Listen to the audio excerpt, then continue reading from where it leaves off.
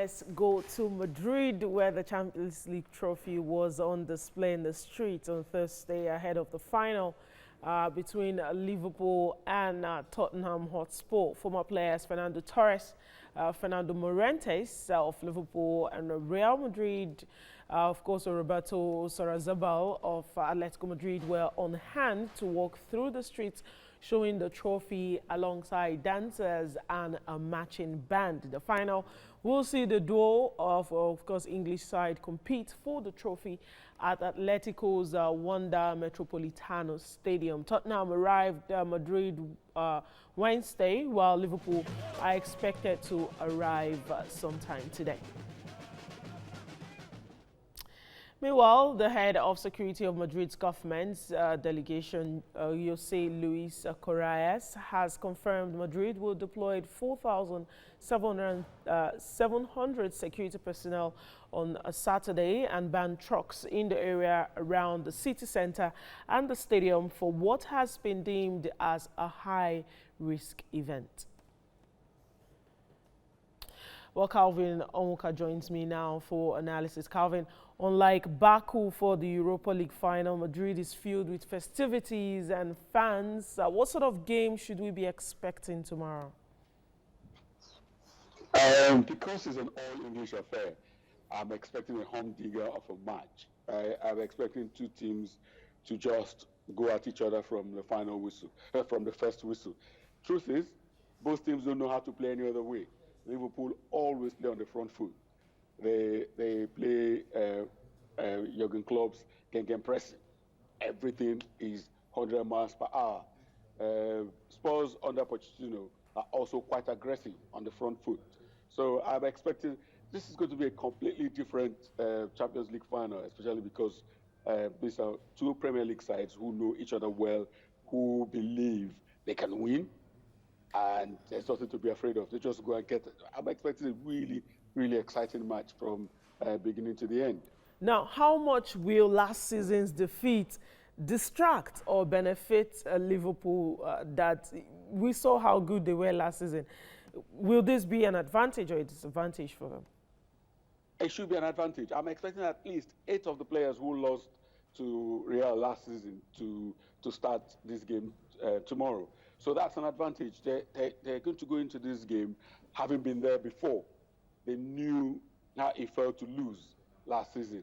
So that defeat from last season will give them a calmer attitude going into the game, and they'll be more relaxed. The Spurs players, they haven't been here. They haven't been here before.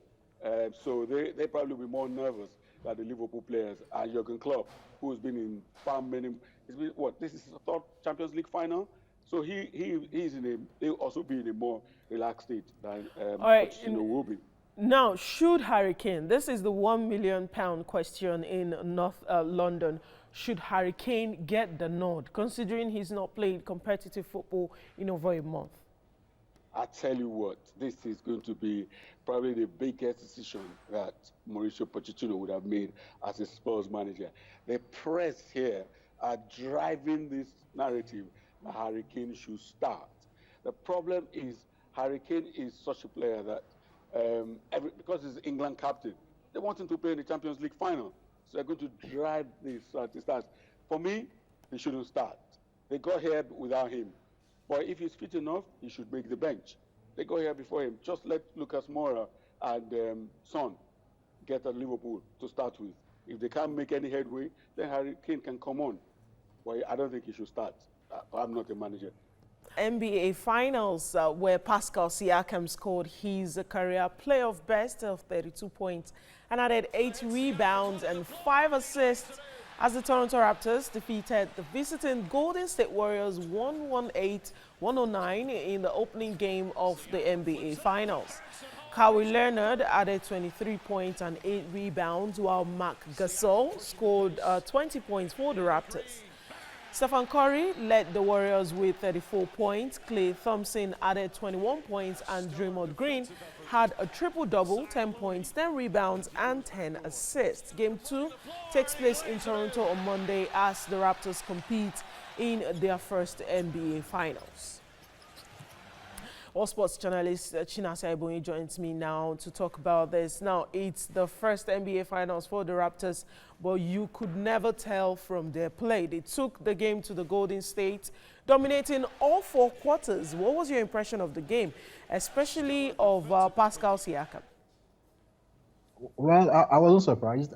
I was expecting Toronto to actually, come out and put up a good fight and try and hold home court advantage, because since they have a better record than the Golden State Warriors in the regular season, yes, they had a home advantage. And yes, Siakam surprised us because he's known for his defensive abilities. The fact that he's a good defender, he's a good wing player, he can, lock down some players. And he now went off and scored over 32. Scored about 32 points, which was impressive. Kawhi wasn't really vintage Kawhi, but he did what he was supposed to do. He was drawing double teaming to himself, and actually allowing other shooters be free, and they were able to make their shots. Another key player for them tonight was Danny Green, who was excellent. He wasn't shooting well in the last series, and in this particular one, he found his shooting touch. And so the shooters actually did their job, and defensively they played well. So I think Golden State have it all to do, and they really need Kevin Durant for this series if they hope to win it. Well, game 2, of course, is still home court, Toronto Raptors. Do you think there will be any kind of change?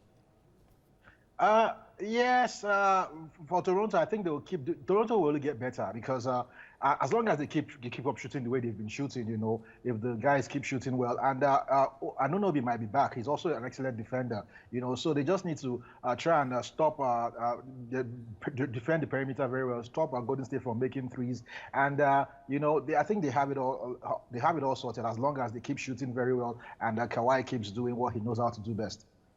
Okay, for me, Klay Thompson in the early hours of this morning could not just, grab it together. He was touch and go with his shooting.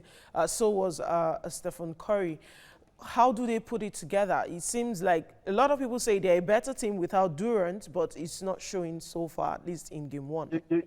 You can't be a better team without Kevin Durant. I'm sorry. Kevin Durant is one of the best players out there. He brings something into the team. He's a scorer. He's a pure scorer, and you always have him in the team. You always have a chance. For Klay, Stephen Curry had a good game. He had over 30 points, I guess, if I remember correctly. And it was Klay Thompson. And you wouldn't say that they didn't have particularly good games. You would give credit to the Toronto defense. The likes of Marc Gasol, the likes of Danny Green also came clutch, defending really well.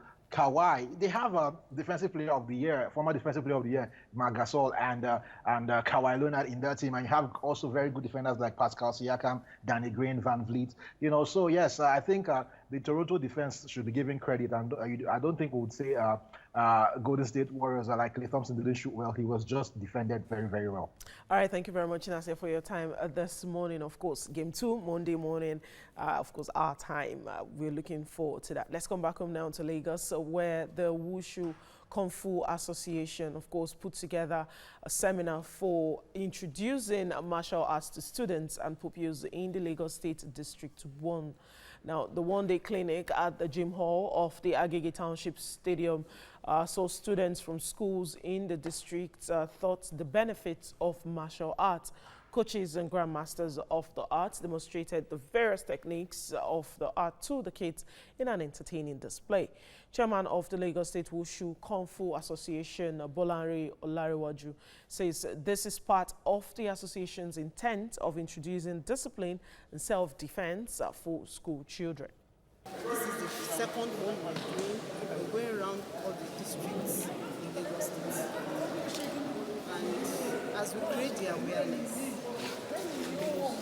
as they have seen, the students to enjoy it. What we now intend to do is write the schools. We have coaches all around. The schools that are interested, we send our coaches to start training. The first time of everybody's doing to us.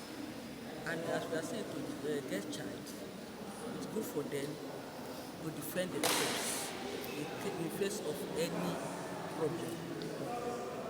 And it's even good for their heads to promote their physical being. Wushu Kung Fu is about self-defense, and as a woman, I want to defend myself. All the way from that now to the Roland Garros, where world number 1 Naomi Osaka of Japan survived another major scare to reach the third round of the Roland Garros in Paris. The 21-year-old came from a set down to beat former world number 1 Victoria Azarenka 4-6, 7-5, 6-3, chasing a third consecutive Grand Slam title. Osaka had fallen in the first set 4-6 to Azarenka, but she recovered to take the second and the third set.